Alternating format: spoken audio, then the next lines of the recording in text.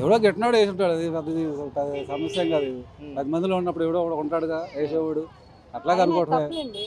అవి కూడా అట్లా చేయకూడదు పాపం ఎవరైనా కానీ. అది అత్యవసరంగా అది చేయటం తప్పు కదా ఎవరికైనా. గతంలో కోడికత్తి కూడా సేమ్ అట్లా అన్నారు. ఇప్పుడు అదే ఎవరి ఆలోచనలు అది ఉంటాయి. మనం వాళ్ళ అభిప్రాయం మనం తప్పు పట్టకూడదుగా. వాళ్ళ అభిప్రాయం వాళ్ళది. అది అట్లా ఉంటాయి. వచ్చే ప్రభుత్వం ఏ ప్రభుత్వం వస్తే బాగుంటుంది? చెప్పలేమండి. రెండింటికి 50-50 ఛాన్స్ ఉంది. ఇప్పుడు ప్రభుత్వంలో ప్లస్లు ఉన్నాయి, మైనస్లు ఉన్నాయి. ఇక జనాలు నాడిని బట్టి వెళ్ళిపోద్ది అంతే.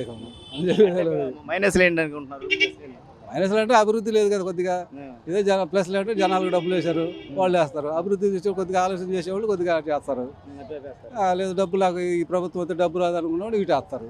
అట్లా రకరకాల అభివృద్ధి అవసరం అంటారా? లేకపోతే కదా సంక్షేమం అవి రెండు ఉండాలి కాబట్టి కొద్దిగా బ్యాలెన్స్ తప్పింది అనుకుంటాం. ఇప్పుడు అది అభివృద్ధి వల్ల మన ప్రయోజనం అనుకుంటున్నారు.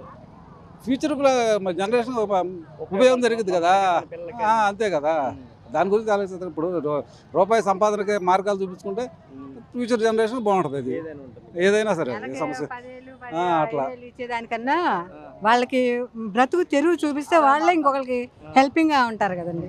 ఆదాయ మార్గాలు చూపిస్తే దాన్ని బట్టి ఫ్యూచర్ జనరేషన్ మన పిల్లలకు కానీ ఆ తర్వాత వాళ్ళ పిల్లలకు కానీ ఉపయోగపడుతుంది. వాళ్ళకి ఉద్యోగం కల్పిస్తే బెటర్ కదా. నిరుద్యోగ వృత్తులు ఇచ్చే కన్నా కూడా ఉద్యోగం కల్పిస్తే బెటర్ కదా. ఇక్కడ మనకు ఉద్యోగాలు ఎక్కడ ఉంటున్నాయి? ఇప్పుడు వేరే రాష్ట్రాలకు వెళ్ళాల్సి వస్తుంది.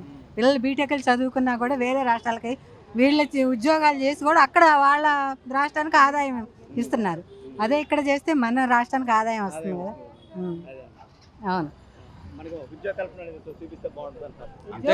కదా. మన రాష్ట్రం కూడా అభివృద్ధి చెందాలంటే ఇంకా ఇలా ఉచిత పథకాల కన్నా మనకి పిల్లలు ఎడ్యుకేటెడ్ కానీ సహాయకారు మన రైతులకు కానీ అలా హెల్పింగ్ ఉంటే మన రాష్ట్రం సుభిక్షంగా ఉంటుంది.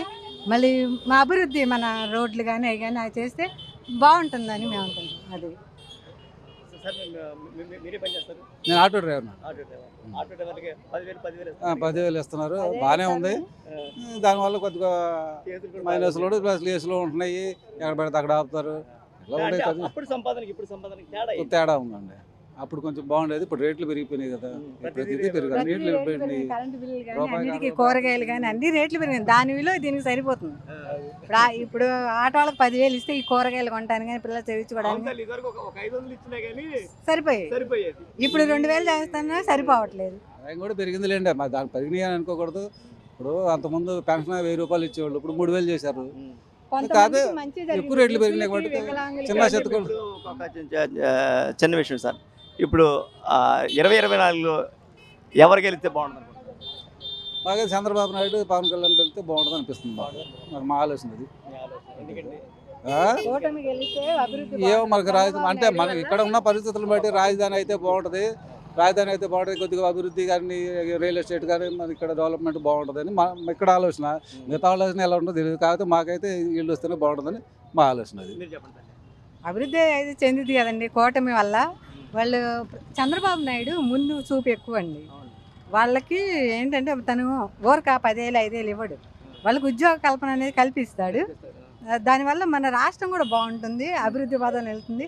ఎక్కడికో వెళ్ళాల్సిన అవసరం లేదు. మన పిల్లలు కానీ మన వాళ్ళు కానీ ఒక సాఫ్ట్వేర్ ఒక ఉద్యోగం ఇక్కడ కానీ వచ్చిందనుకోండి కంపెనీ, ఎంతమందికి ఆదాయం వస్తుంది.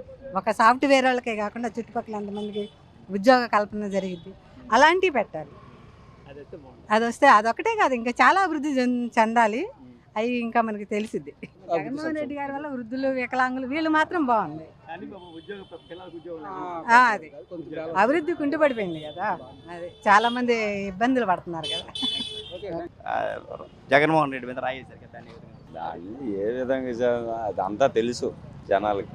అంటే తెలుసు అంటే జగన్మోహన్ రెడ్డి ఆడి గెలుపు ఆపలేరు అంటే ఎవరు గెలుపు అది తెలుసులే జనాలకి. మరొక 3 వారాల్లో రిజల్ట్ అంతా తెలిసిపోతుంది.